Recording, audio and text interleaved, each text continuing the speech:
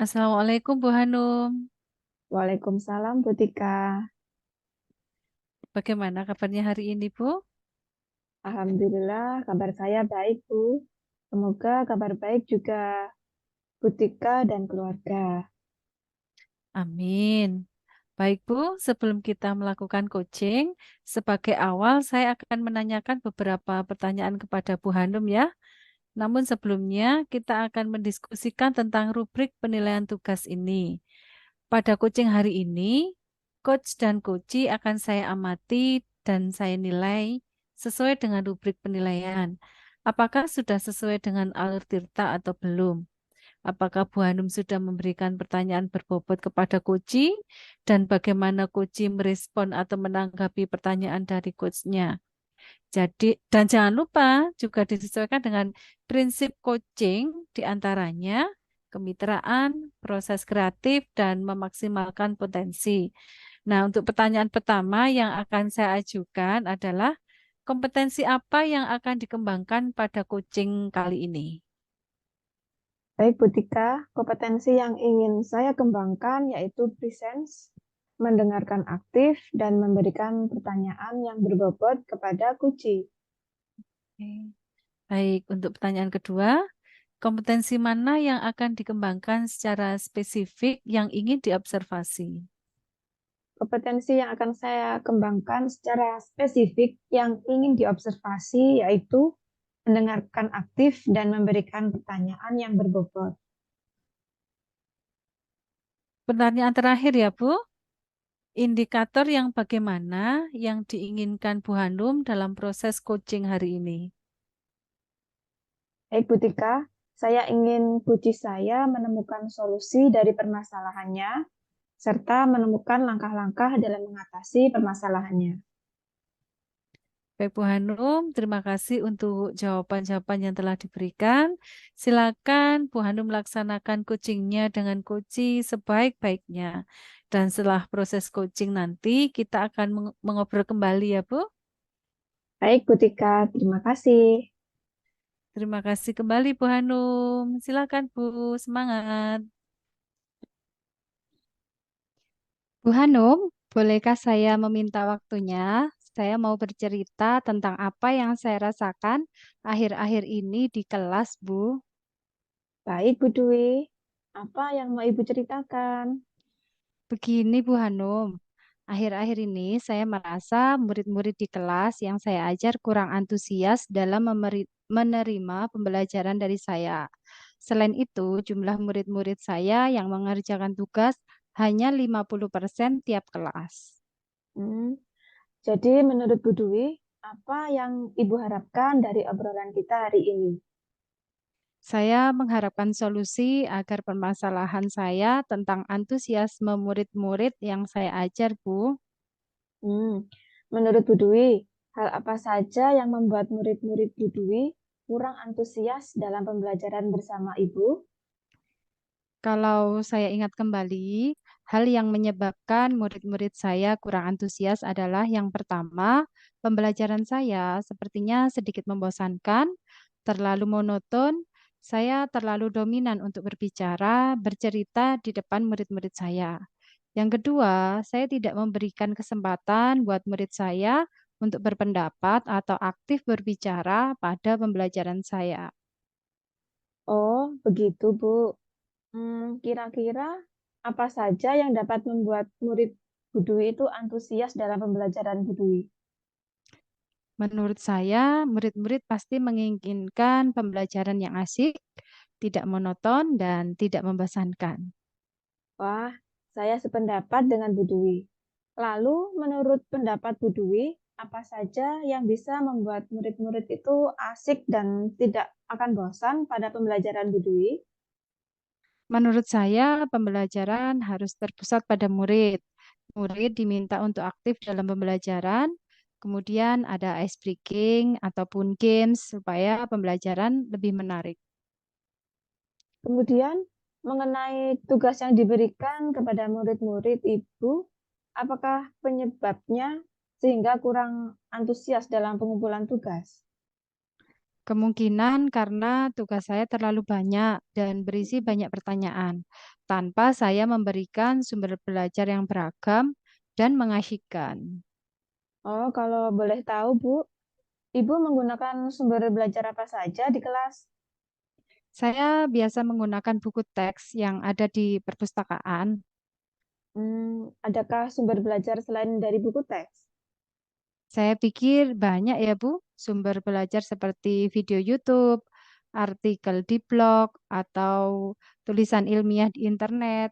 Atau bisa juga kita menggunakan aplikasi yang sedang tren ya Bu, seperti TikTok atau Reels di Instagram. Nah, betul sekali, Bu.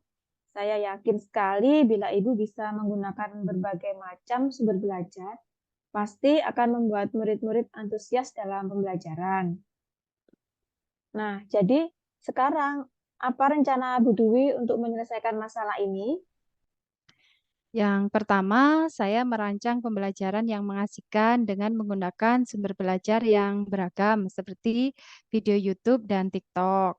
Kemudian yang kedua, saya akan memberikan tugas tidak terlalu banyak. Kemudian tugasnya juga sesuai dengan minat dan bakat murid-murid saya. Istilahnya, saya akan melaksanakan pembelajaran diferensiasi. Sehingga murid tidak terkesan dipaksa, tapi mereka memang senang mengerjakan tugasnya. Misal menggunakan bentuk drama, lagu, puisi, pantun, atau laporan digital juga bisa. Bagus sekali rencana Bu Dwi. Mudah-mudahan berhasil. Nah, kira-kira kapan Bu Dwi akan mulai melaksanakan rencana pembelajaran yang mengasihkan untuk murid-murid Bu Dwi? Insya Allah secepatnya Bu, minggu depan saya berusaha sudah mulai melaksanakan rencana pembelajaran yang saya buat. Baik, berarti minggu depan ya Bu Dwi sudah mulai melaksanakan rancangan pembelajaran yang Ibu buat. Terakhir Bu, apa komitmen Ibu terhadap rencana Bu Dwi ini?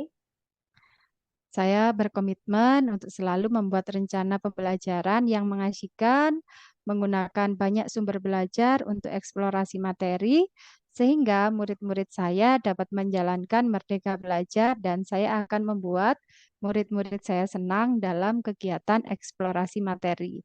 Tanpa ada unsur paksaan, akan saya serahkan pemilihan sumber belajar pada murid-murid saya. Wah, bagus sekali Bu. Saya sangat mendukung.